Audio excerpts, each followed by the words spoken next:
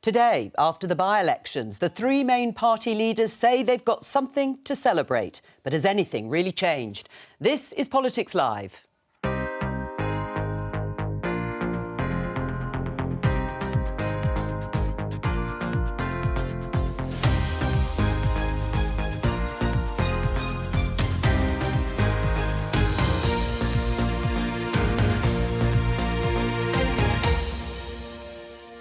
With me today, Pensions Minister Laura Trott, Shadow Attorney General Emily Thornberry, Liberal Democrat Deputy Leader Daisy Cooper, the Deputy Editor of Conservative Home Henry Hill and Mirror columnist Susie Boniface.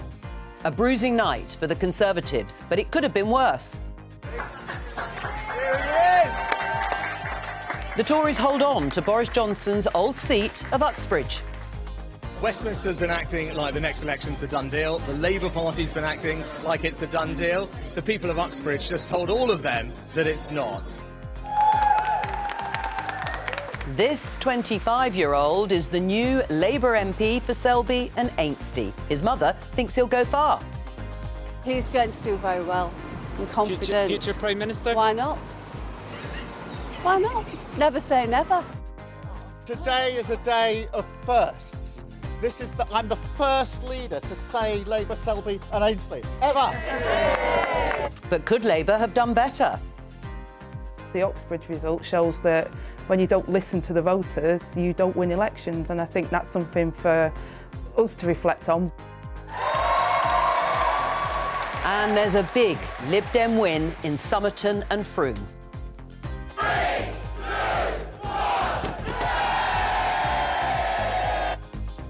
Election guru Professor Sir John Curtis will be telling us what it all means.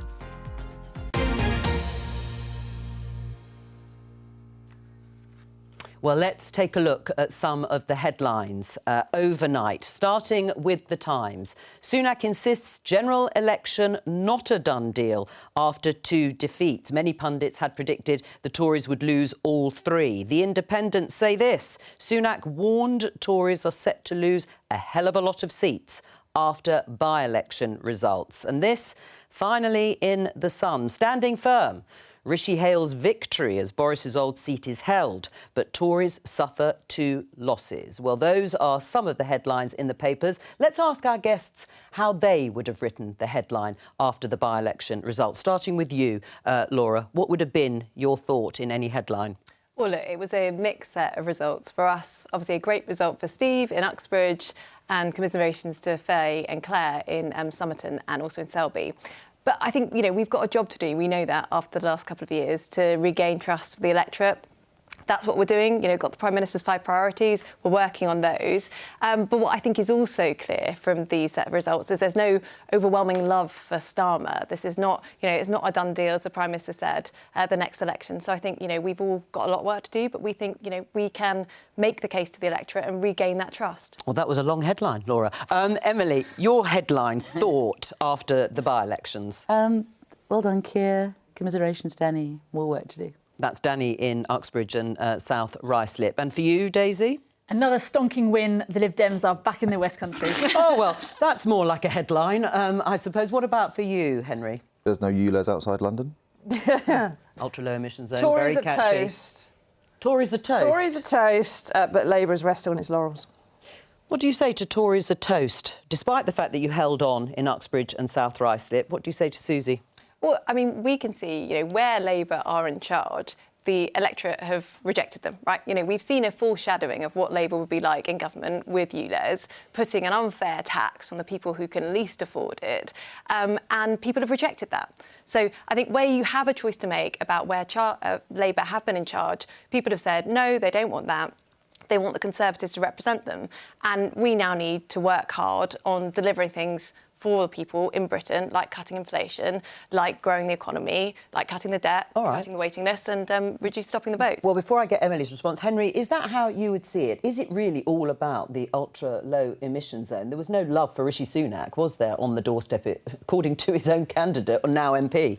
No, we didn't hear much from what we were hearing from the campaign, that there was much enthusiasm for the government. There was a very narrow margin of victory and a strong local issue. It might be of great comfort to the Welsh Conservatives, where they also get to run against an incumbent Labour government, and they might be able to find some dividing lines. But if you're a Conservative MP or activist in other parts of the country, there's not all that much you can take from Uxbridge and South Ruislip, I think, unless there happens to be something similar against Andy Burnham or something. But without that, no. All right, we're going to start with the results. Just before we go through them, Emily, that thought on Uxbridge and South Ruislip, it was the first result to come in last night. It was very close. But what's the lesson to be learnt? I think the lesson is to think about ULEZ and think about the way in which it's being introduced. I mean, listen, as you know, somebody who was diagnosed on Monday with asthma, you know, I feel quite strongly about ULEZ too. I feel quite strongly about air quality. I know that it has a really high. I mean, you know, people who have strokes, it's a very high proportion of them who suffer from bad air quality. Children's lungs are very small. We do need to do something about it. But the truth is that given that we have this cost of living crisis, the way in which the ULEZ is being introduced at the moment to people in outer London, by a London Labour mayor, where there's you know not as good transport, and where there is no scrappage scheme. I mean, this is the other thing. You know, I mean, you know, the Conservatives have given 30 million, 40 million, you know, to Tory mayors in other cities to help them with a scrappage scheme when they've been introducing ULEZ.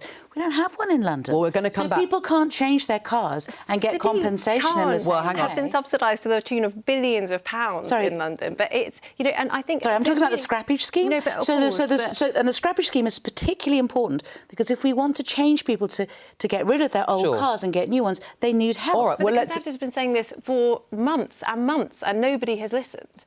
And I'm glad that it took, the re-election of a Conservative MP in Uxbridge to finally get the Labour Party to listen to that. May I just say one other thing?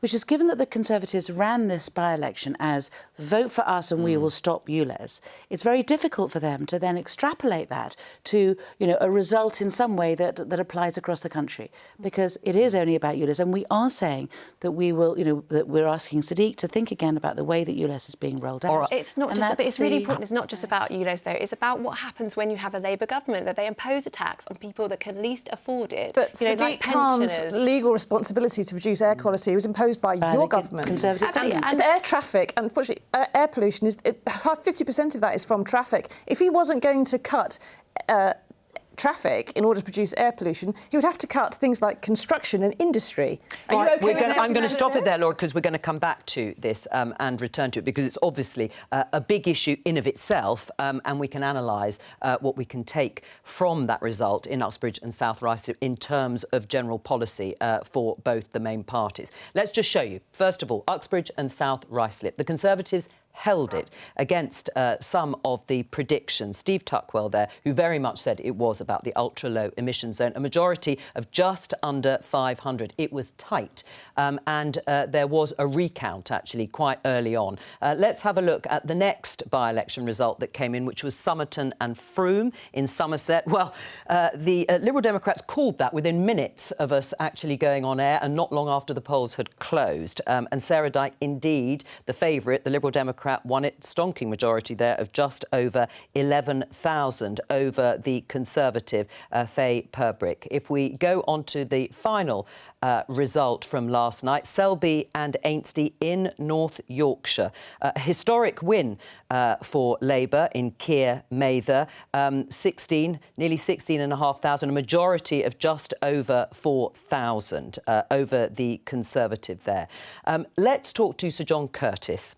We talk about swings, John, two historic swings, both in Somerton and Frome and in Selby and Ainstey. So a movement of support away from the governing party, the Conservative Party, to both the opposition parties. Take us through the context for those two seats and also Uxbridge and South Ruislip. Well, Selby and Ainstey is certainly the most dramatic of the results, at least as judged by historical precedent. I reckon it's the second biggest swing from Conservative to Labour in by-election history. The only previous occasion when Labour did better than that was in Dudley in the 1992 to 97 Parliament. Indeed, there were a couple of other by-elections in that Parliament when Labour were putting on performances not far short of that achieved in Selby. Now, of course, that's not a very happy precedent for the Conservatives, because basically Labour are now putting in the kind of by-election performances, at least in Selby, that was followed by Conservative electoral defeat. Somerton and Frome, well, we're getting rather used to the Liberal Democrats putting in remarkably good performances in by-elections in seats where they're starting off as clearly the principal challenger to the Conservatives. This was actually only the 5th biggest swing in by-election history from Conservative Liberal Democrat, but 2 of the ones that were better than that and are in the top 4 are North Shropshire and Tiverton and Honiton, i.e. 2 of the other by-elections in this Parliament. From it, the Liberal Democrats can draw some hope that what evidently is their strategy for the general election is to focus on those constituencies where they are a reasonable close second to the Conservatives.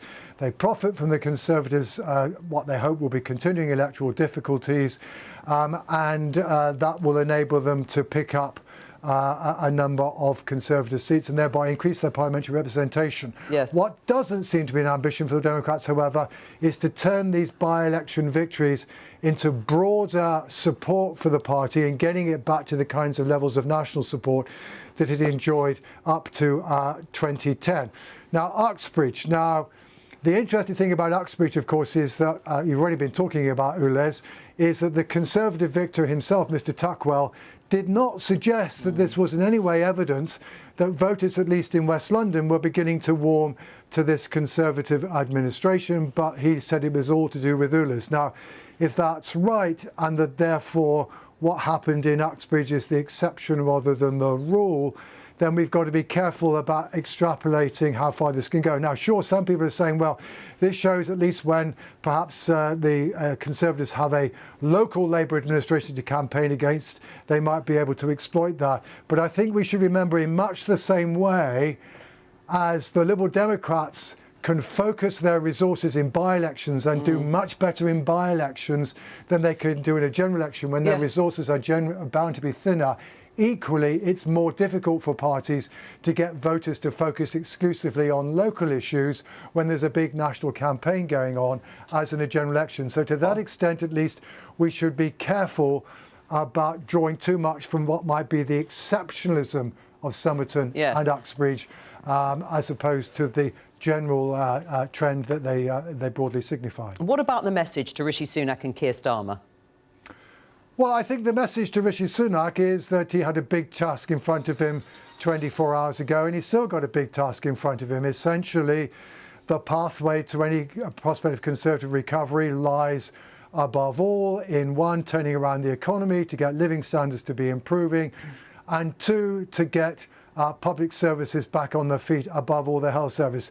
In my view, it's not trying to stop the boats. There isn't any clear evidence that that's an issue which is driving voters away from the Conservative Party. There is plenty of evidence that discontent with the economy, the cost of living crisis, the state of public services are issues that are leading some of those people who voted for the Conservatives in 2019 no longer to support the party. The other challenge, by the way, I think is ethics. The party has lost ground in the immediate wake of its failure to fall in behind the Privileges Committee report and to take the opportunity to distance itself from Boris Johnson. And, you know, voters, one of the reasons why voters don't necessarily trust the Conservative Party is because it was led by somebody who now has been found to have misled the House of Commons. That doesn't inspire confidence more broadly in a political party either. So, John Curtis, thank you very much for the moment. Laura, let's start with you. These are historic defeats in Selby and Ainsty and Somerton and Frome. So John Curtis has already written this morning that the Conservatives, your party, are in deep electoral trouble. Would you agree with that? We've got a lot of work to do. You know, I am not arguing with you at all that last year was dreadful, right? We were not good enough, and we have to really focus on rebuilding the trust of the electorate, right? And that is what all of us in government are doing every single day. That's what and as John Curtis is completely right, the thing that are troubling people at the moment is the cost of living and its inflation. We've got to get that down. We saw some encouraging news this week that we've got the lowest level of inflation since March last year. It's still way too high. It's still way too high. I know that, and I understand the pressure that people are under, but we need to be working every day to get it down. and to grow the economy and to make things better for people. And I think, you know, we all know the job that we've got to do and we need to get on with it. What message do you think is being sent to the Conservatives? Should Rishi Sunak change anything? He's still got those 5 pledges. Should he change anything as a result of what happened? Well, I mean, there's no point going into a general election with 5 pledges if you've missed all 5. So he should perhaps review them and pick 2 that he might be able to focus on. Which 2 would you go for? I don't get the money to look at the internal polling for the party, but basically find the 2 which are the most salient, which probably does not include small boats, and then which ones you can realistically, in your innermost heart, actually have the most control over delivering, because a lot of his pledges are related to international trends and everything else, and there's no point setting a very specific, granular target if you can't control whether or not you hit it because of external market shocks. That just doesn't work. Right. I mean, Emily, do you accept that Sadiq Khan lost you that seat in Uxbridge? No, I don't think that. I wouldn't go as far as that. I don't think that's fair. I do think that there are a mixture of issues, and I do think it's the way in which ULEZ is being rolled out is a problem, and we need to look at that again, as I said earlier. And I think part of that has to be that Sadiq Khan really ought to be able to work with the government, and the government really ought to be able to work with him. And so, you know, they ought to be able to come to an agreement when it comes to scrappage schemes. Yeah. People need to be able to help and do the right thing. But what does it say about a policy that is sincerely held, I'm sure, by Sadiq Khan? And you've talked about the air quality, but when the reality of politics in a cost of living crisis hits, that policy just didn't win it for you, did it? I understand that, but we are between a rock and a hard place. I mean, the air quality in London is terrible. The government has introduced, rules whereby Sadiq has to get the air pollution down. A certain mayor of London called Boris Johnson introduced ULEZ. He did. It needed to be expanded. It needed to be expanded in order to make sure that air quality in London was better. And the difficulty is that there are changes that I think that do need to be made to that, and I'm sure we're asking Sadiq to have a look at that, and I'm sure that Sadiq would want to have a look at it too, because to be honest, unlike the Tories who seem to be saying, oh, we have these terrible defeats, but we're just going to carry on and carry on. That's not we're saying today, that we do need to reflect and we do need to think about possibly changing things, which I haven't heard you say you're going to change anything. I've heard you saying that you're just going to carry on. No, I mean, I'm very pleased that it sounds like you're doing a U-turn. I mean, I'm the MP for Sevenoaks. My constituents, my pensioners are not getting any scrappage scheme at all, measly as it is. Have you got ULEZ in Sevenoaks? No, pensioners we're right next door to London. So pensioners got the doctors at the end of the road who are driving down the road are going to be charged £12.50, who are crying to me in surgeries because they got to go to the hospital every week. Doctor would be a long way from Sevenoaks to get to. What? No, we're on the border of London, so it's Greater London. I live near there. Yeah. So you are a bit far out to go to the doctor there. That's no. We're on the border of Greater London. Well, I'm just going to interrupt because we're talking about this policy from Sadiq Khan. I think we can hear from the Mayor of London. Let's have a listen. The decision to expand the ultra-low emission zone was a tough one, but it's the right one. Why? Because every year across our city, roughly speaking, 4,000 people die prematurely. There are children with stunted lungs forever, adults with a whole host of health issues from asthma to cancer, dementia to heart disease. So we do want to clean up the air in London. I think it's a human right, not a privilege. Nobody puts up with dirty water, why dirty air? But we're going to carry on listening. We're going to carry on monitoring the policy, monitoring take-up. Should he scrap the expansion of the scheme? No, I don't think he should, but I think he needs to change the way in which he's doing it. Put a pause on it? Well, that's something which needs to be open to discussion. What do you think? Should he put a pause on it? I think we should have ULEZ in London, but we need to introduce it in a way that works with people and listen to what people are saying. But we do need to have a ULEZ. We cannot carry on as it is. I can't have primary school children. Most of my primary school children are on main roads and their lungs are smaller than they should be. I mean, that's unacceptable. I mean, looking at the electoral risks for Keir Starmer, this has been highlighted by this issue, hasn't it, in Uxbridge and South Ruislip? Uxbridge was shaky for a couple of years and it was predicted to be lost by Boris Johnson. One of the reasons he stood down was that he didn't want to face a by-election because he thought he'd lose. In that situation, I think Labour and their candidate should have been out there some years ago, banging on doors and proving that they could do better. They rested on their laurels a bit. They thought it was coming their way. And it isn't that the Tories have won Uxbridge is that Labour just hadn't done anything to take it from them. The Tories didn't win it because they were better. They just won it because Labour let them. Let me come to this because we haven't heard from her for a while. I do think there is a much broader message in all of this, which is that we need to have urgent climate action, but it's got to be done in a way that is fair to ordinary folk. Now, when the Liberal Democrats first called for the windfall tax on the big oil and gas companies, we called for that tax because we said we could use some of the money to support people with their energy bills, but we could also use some of that money to actually decarbonise people's homes, make them warmer, reduce energy bills at the same time. That would have been fantastic climate action that would have helped people who were at the bottom of the ladder. And there are climate deniers out there who are now saying resisting climate action because they say it's too expensive. So would you support Sadiq Khan's expansion of the ultra-low emission zone? Liberal Democrats have said, well, at the time when the proposal was being... At the time the ULEZ was being proposed... But you no longer... No, hang on, no. When the idea was proposed, Liberal Democrats in the Greater London Authority said this is not a good way to do it.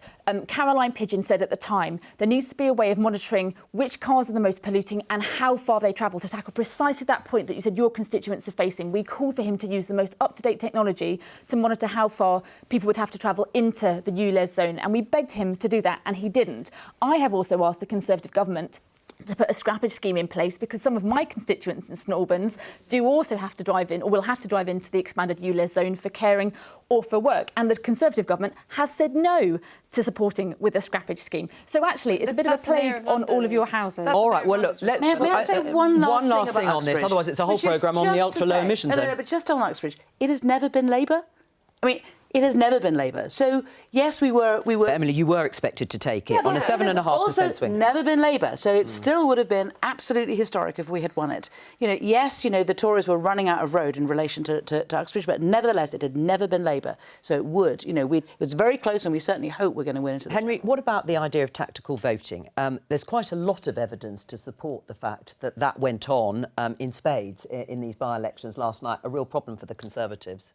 It is a problem for the Conservatives because it means as well that if there are some areas, say in the Blue Wall in the south, where if you had a bad election on a sort of strict two-party swing, Labour might pick up some of those seats, but you might expect them to go back to the Tories. Whereas, irritatingly for the party, the Liberal Democrats, once they take something, they tend to be able to hold on to it for a very long time because they don't go into government and all the rest of it. So I think the Conservatives will be very worried if you're looking at those areas around London and the South East where tactical voting could not only put somebody over the line in a general election, but could set kind of like a tide line that would stick even if the Conservative Party's fortunes recovered. Right, and that, of course, is in areas and in constituencies where a movement of support could be less than 10%. Obviously, in Somerton and Frome, it was far, far higher than that for the Liberal Democrats. The difference, of course, is in a general election, Daisy. The Liberal Democrats have proven themselves, again, to be a by-election winning machine.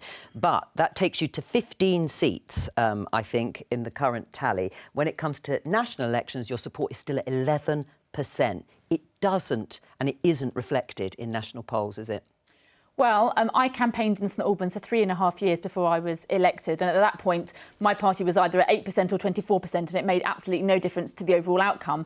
I think what you see in the national polls is either a pro-government or an anti-government vote, but in particular constituencies under this voting system, people often look to see who is the best choice for beating the Conservatives. Now, Liberal Democrats are the key challengers to the Conservatives in many seats around the country, and we'll be focusing our resources in those areas so we can play our part in hopefully removing this Conservative government. I mean, Laura, 20 points ahead, Labour has been consistently. It hasn't changed since Rishi Sunak became leader and Prime Minister. Why not?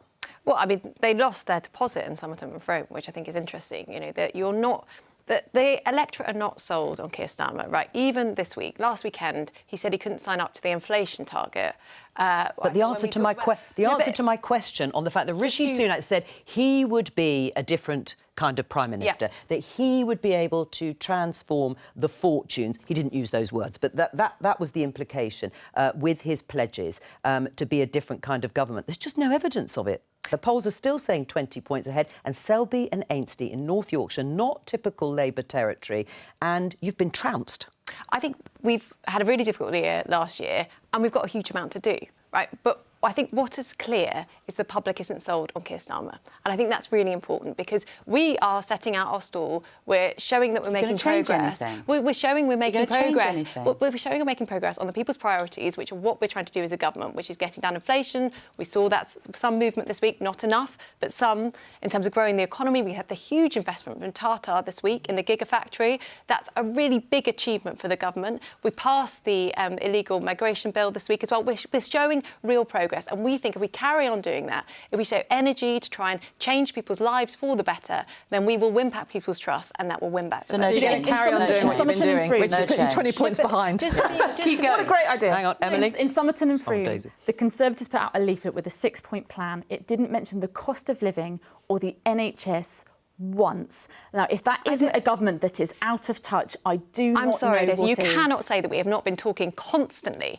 about inflation and making sure to get the rate of inflation down. We've been putting out the cost of living payments this year, which is giving £900 to people who most need it. This whole government is focused absolutely on helping people with the cost of living and getting that rate of inflation. I've done so many of these by-elections, and and over the last since we've been in opposition, and I keep hearing, they keep getting trounced, and the Tories just keep coming into these studios and just going, we've just got to keep our nerve and just keep going because we're on the right course, and we just need a bit more time and everything's going to be fine.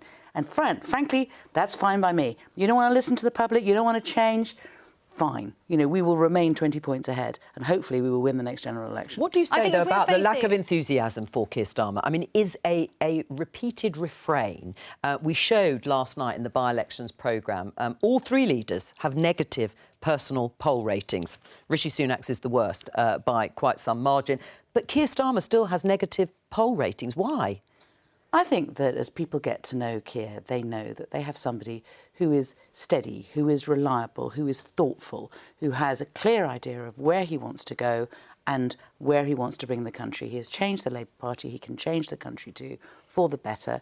And, actually, I just think we've had kind of enough melodrama in our politics recently, and it would be nice to have a reliable party where you know where you're going and what the government is going to do and what our plan is. The policy positions don't last a week. I mean, this guy will say anything to get elected, right? There has not been a... it is true. I mean, look, where are you on doctor strikes? This week, Rachel Reeves said that you'd sit around the table. Will you be discussing pay or not? OK, so I'll tell you what's going on. We are putting forward a policy programme, and as we do, the economy collapses. Right? You guys have crashed the economy, and we are, and borrowing gets more expensive. The economy is falling apart in front of us, and so we have to adapt as we see. It is incredibly frustrating. Here we are sitting, on the margins in opposition, watching you guys making such a mess of the country, and you criticise us for having to tack our policies in order to catch up with the mess you're making of this country. We've spent the money paying half of people's electricity bills over the winter. Do you think we shouldn't have done that? I think you should have done it much faster, as we urge you to do much earlier. Okay, first of all, then we would have had a bigger budget deficit. So then what would you have done then? Because if you had introduced the windfall tax earlier we've and had done it in the right way... very significant windfall tax, which has resulted in us being able to pay half of people's electricity bill over the winter. All right. That is a huge... We've made significant steps to help people with cost of living, and that has meant we're going to make some difficult decisions. Let me just show you this headline in the HuffPost, because sitting in Laura's seat last night,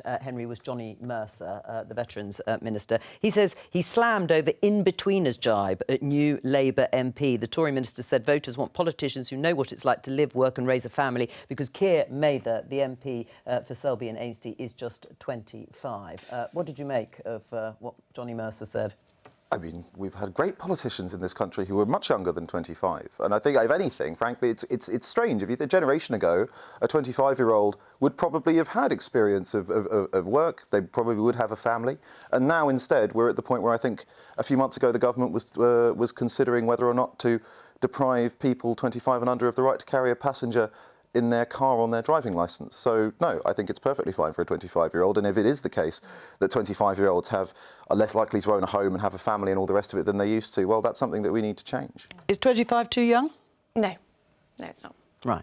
Well, we've settled that. They get to vote. So they should have people that can represent them in Parliament. But where Parliament lacks the right kind of diversity is they don't have enough disabled MPs. They don't have enough people who say, do you know what, I didn't have a family, but I'm still a human being and I have a right to be represented by government policies and that aren't just about working families. There are other types of people in the country. And the amount of intergenerational injustice which is going on. You know, where our generation actually is doing really quite well out of the status quo. The younger generation are doing really badly. Of course we need to have more young representatives.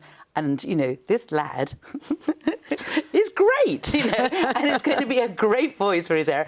And, you know, when I was in the constituency, people thought that too. People in Selby said, yeah, let's give that Labour lad a chance. That's what they said to me. Every MP, whoever they are, whichever party, will have to stand on their own track record. So, you know, good luck to him. And I really say good luck to him. And I think that he will bring fresh energy and enthusiasm. And if he can speak up for that generation of young people who, let's be honest, feel incredibly disenfranchised with what's going on in our country at the moment. They want urgent climate action. They want action on mental health. They want to have affordable housing. All of these things. Let's get more of that into Parliament. It'd be great. Well, let's talk about something we haven't mentioned so far, or not directly, and that is Brexit. So, John Curtis, you're back with us. Boris Johnson triggered that by-election in his constituency after quitting as an MP back in June. He is, to some extent, the architect, if you like, of that slogan, Get Brexit Done. It was a key issue in 2019 and the Conservatives won that pretty impressive majority. What about now? Is it still a salient issue? Well, it's still an issue that structures the vote, i.e. Leave voters are still more likely to vote Conservative than our Remain voters, and the opposite is true for Labour. But the link is not as strong as it was in 2019, when, of course, it was basically the defining issue of the 2019 general election. But it's a slightly different story for both for the three parties. In the case of the Conservatives, basically what has happened is that the Leave coalition that it brought together in 2019 has just fractured apart. Back in 2019, around 3/4 of people who'd voted Leave in 2016 voted Conservative. Now that figure is running at about 40%. In contrast, Conservative support amongst those people who voted Remain hasn't really changed very much. I think basically because if you voted Remain in 2016 and still believed in Remain in 2019, and you were then, however, willing to vote for Boris Johnson, you were basically a loyal Conservative voter, and these voters have continued to prove loyal. So that does therefore mean that actually, ironically, the Conservative Party vote now is much less pro-Leave than it was back in 2019. In the case of Labour, Labour has had some success in advancing more strongly amongst Leave voters than it has done amongst Remain voters.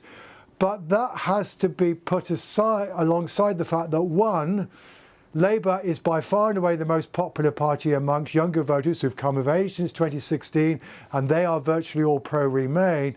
And two, that those people who have switched from Conservative to Labour are also more likely to have switched from Leave to now rejoin since 2016. And as a result, therefore, actually, the composition of Labour's vote in terms of where people stand on Brexit isn't that different from what it was in 2019. We're still looking at around 3/4 of the Labour vote coming from people who would want to rejoin the European Union, and only a quarter coming from those who want to stay out. And that Labour clearly don't want to talk about the issue this side of election, but they will need to be aware that they're being elected. At the moment, at least, if they are elected, it will be by an overwhelmingly pro-rejoin EU election. The Democrats, very briefly, they've certainly lost a lot of ground amongst those people who are in favour of rejoining the European Union, because they also have stopped talking about it. But it's unlike Labour, it is not clear that, at least at the level of individual voters, they have compensated for the loss of ground amongst Remain voters by gaining ground amongst Leave voters. So John Curtis, thank you very much. Laura, would you agree that Rishi Sunak hasn't made the most of opportunities of Brexit? I don't think it's possible to say that in a week in which we signed the CPTPP, which is a huge trade deal, right? Well, would you not sign? I mean, I think it was a choice between a deal with the European Union, who are our closest neighbours, and with the Pacific. I think that there's a lot of sense. So you would redo a deal with the European Union? No. You're asking me what I think. I think the CPTPP is not the answer to leaving the European Union. Of course it isn't. So, but you just compare the two. So you would rejoin the European Union? No. You put that as a choice. No. we would not rejoin the European Union, but we would not be fooling the public into believing that CPTPP is the answer. The answer is to have a closer working relationship with the European Union. And a closer relationship with the European Union means talking to them, which means things like having a deal on you know what, our food standards are the same as the European food standards. We don't need to have all this stupid red tape when we try to export cheese to the European Union. We don't need that. We could have an agreement, for example, on that, and you guys won't even talk about it. Did you disagree with the Windsor framework? Listen, you're the one who said the CPTPP is suddenly the answer to all our woes. It is let's definitely isn't. Let's try not to talk about acronyms too much. It'll be less than a 1% growth in our economy. Well, let's probe on that point. Time. I mean, Laura, can you say hand on heart that new trade deal that's been signed in the Pacific with the Pacific is anything like comparable to a trade deal with the EU? This is one of many trade deals that we're doing, but the point about it is with a really high growth, exciting area, right, where we have the opportunity to make a huge deal of this, right? That it's something which presents enormous opportunity and I think is emblematic of the sort of thing we can do outside of the European Union. I mean, let's have a look at this headline. Emily, in The Times, Labour could tear up Brussels' deal to forge closer economic links with Europe. That's David Lammy, the Shadow Foreign Secretary, your colleague.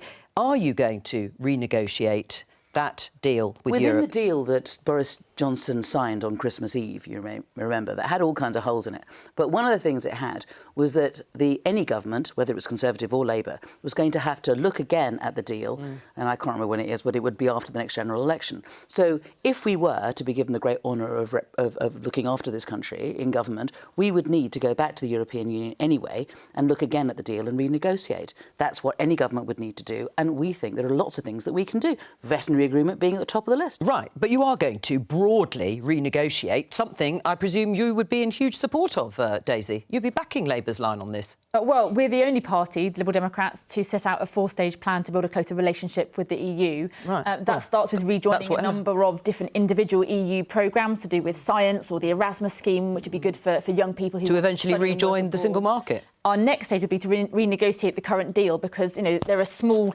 organisations, small businesses in my constituency that are absolutely wrapped up in red tape. Would you like to rejoin the EU? So our fourth-stage plan talks about rejoining the single market as a fourth stage at some point in the future. But there are things that could be done right now, including renegotiating this deal to get a better deal for small businesses and for farmers who have been completely cut loose by this government. Right. I mean, how big is Brexit an issue, do you think, for Conservative Home readers? Well, it's part of the general sense of disillusion, which I think an awful lot of grassroots Conservatives feel about the government. It's not just Brexit.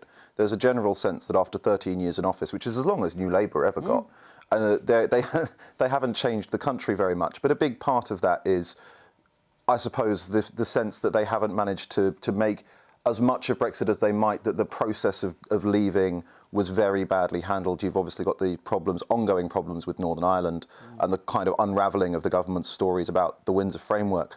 So that's definitely a factor, but it's not the only thing that's dispiriting Tory activists at the moment. Right. I mean, it's interesting that people, I think some people think that Rishi Sunak is a Remainer, or more Remain, certainly, than Boris Johnson, and yet he was always a supporter of Brexit. Oh, yeah, no, this is very one of the sort of Alice in Wonderland elements of the recent row, is that Boris Johnson's supporters very often style themselves as the Conservative right, and, you know, Rishi Sunak is. And then you actually look, and, you know, Boris Johnson is pro-sugar tax, liberalised immigration, raised taxes, didn't really do anything terribly right-wing on an awful lot of fronts compared to Rishi Sunak, who is a much more consistent centre-right, right-wing candidate on economic policy and so on. So, no, it's very strange, but that's just one of the sort of topsy-turvy things that's come out of the last year. How should Keir Starmer handle Brexit now? Look, I think most of the country is, despite Laura and Emily's ability to have another argument about it, most of the country is fed up of the word and doesn't want to hear it mentioned ever again. I think most people accept that it has happened. It seems to be where it is. If there is a sunset clause in the deal and it has to be renegotiated, please do so, but don't talk to anybody about it while you're doing it. And obviously, most of the country would say, look, there's a load of things that just cocked up in that and needs sorting out. But I think, generally speaking, most people are upset with it. But that Rishi's fundamental problem is that he was supposed to be the safe pair of hands after 2 extremely chaotic catastro premierships that was supposed to steady the boat, get as many people as possible in the lifeboats and ensure that when you went into the next general election, the Tory party wouldn't be wiped out for a generation and be back in power in maybe 5 years' time. And what's happened, and I think he probably doesn't understand why this is, but despite the fact he is not as chaotic and works much harder than the previous 2 prime ministers, is that he's still 20 points behind. It makes no difference. And he is not doing the really simple, easy things that it would take perhaps to persuade people to give him another chance. All right, well, let's catch up and take a look again at the state of British politics following these by-elections with the BBC's chief political correspondent, Nick Eardley. What happens now, Nick, apart from the fact that MPs go on their summer break and summer recess? Because there had been some talk of a reshuffle by Rishi Sunak, perhaps dependent on the results, and also a reshuffle of the shadow cabinet by Keir Starmer. I think the government reshuffle is probably on hold until September now, Jo. A shadow cabinet reshuffle could come a bit sooner. There's still a lot of speculation that could come next week, although nobody in the Labour Party is really engaging with it in any significant way. But look, in terms of what comes next, I suspect for the Conservatives, there's going to be a lot of soul-searching about what Susie was just talking about. What on earth you do next to try and turn things around? There will be a debate, I'm sure, as there always is, about whether the party needs to talk about cutting tax, something the Treasury is really reluctant to do at the moment. And there'll be an interesting debate, I think, too, in the Labour Party about ULEZ. I know you talked about it earlier in the programme, but it is proving a bit of a headache for the Labour Party. Sadiq Khan is not budging on it, but the Labour leadership sounds very, very cold on ULEZ this morning. Right, and in terms of the choreography, when Parliament comes back in the autumn, always a sort of reset moment, if you like, and also possibly some more by-elections. Yeah, probably 3 more by-elections coming, all of which could be Labour gains, potentially, if they play their cards right. We'll have to see how that plays out. Remember, there's Nadine Dorries' seat, which she's promised to resign. There's Chris Pincher's seat, he could face recall, and likewise Margaret Ferrier, the SNP MP up in Scotland. So all of those are potentials for Labour to show that they're consolidating support. But I mean, in terms of when Parliament comes back, the really interesting thing, I was with Rishi Sunak this morning in South Ruislip, I don't think he's going to change much at all. His message was we need to keep delivering on the things we've promised. He's still talking about his 5 pledges. They've become the cornerstone of what he is pledging to do in government. So I wouldn't expect coming back in September to see a radical new direction for Rishi Sunak as he tries to climb the mountain he has to climb. His view seems to be that his best, perhaps his only chance, is making those 5 pledges on the economy, the NHS, and there's one other, on small boats, making them all happen. They're proving quite difficult, though. Yeah, it's always difficult to remember all of them, isn't it, in one go? Nick Eardley, our chief political correspondent, thank you very much. Henry Hill, in terms of the Conservatives, do you think there won't be any significant change, and do you think the right of the Conservative Party are going to start to ruffle feathers? Well, the right might, but with Boris Johnson out of the House of Commons, they don't really have a vector for destabilising Rishi's government. And I wonder if Boris is going to be haunted by the fact that they actually held Uxbridge, because there was a version, sort of my nightmare scenario, where he turned it into a referendum on ULEZ. Everyone was shouting about Partygate, and he just talked about ULEZ and won, and completely transformed the narrative. But what Rishi needs to do, and he has acknowledged this, I think, and he's said that he's going to do it, but I don't know if he will, is you need a grand narrative. He's just doing this very kind of vote Labour and win a microwave, is what was said about the 2015 Labour campaign. You've got these bitty promises which he may or may not hit, but he's not given people a kind of big picture vision of what his Britain would look like. He needs to do that. And for Keir Starmer? I think what Uxbridge has shown, and to some extent as well what Rishi's doing, is showing that complacency and poor communications really can lose you the elections. They're not communicating properly about ULEZ, they didn't communicate properly between the mayoralty and the government, and they're not communicating properly, as far as Rishi's concerned, with what he's actually about and what kind of... If he is supposed to be integrity, professionalism and accountability, he needs to sit down and meet nuclear test veterans, as he's promised to discuss the fact that the state irradiated them. Yes. He needs to do lots of other things that are fairly simple, simple, easy vote winners that show he's a decent guy. That's it from us, from Politics Live for the summer. Thank you to all of our guests for joining me today. As Parliament is now going into recess, we will be back on Monday, the 4th of September at 12:15. Write it in your diaries now. Here, back on BBC Two in the iPlayer. From all of us, though, have a great summer.